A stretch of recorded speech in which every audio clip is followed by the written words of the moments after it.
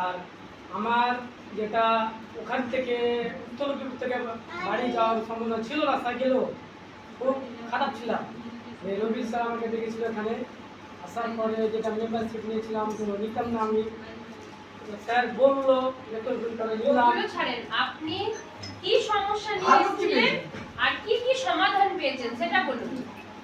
আমি মানে আপনার শারীরিক কি কি সমস্যা ছিল সেটা বলুন। মানে আমার সাইকেল চালিয়ে আসছিলাম, এটা ধরধর করতো, পারতাম না।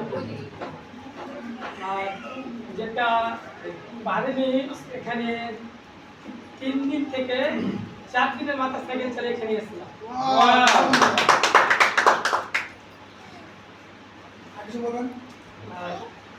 আসতে আপনার ভালো লাগে না খুব কষ্ট? ভালো লাগে। এটাই জানতে চাইছি। এত দূর থেকে সকালে উনি অনেকে চলে আসেন। ওকে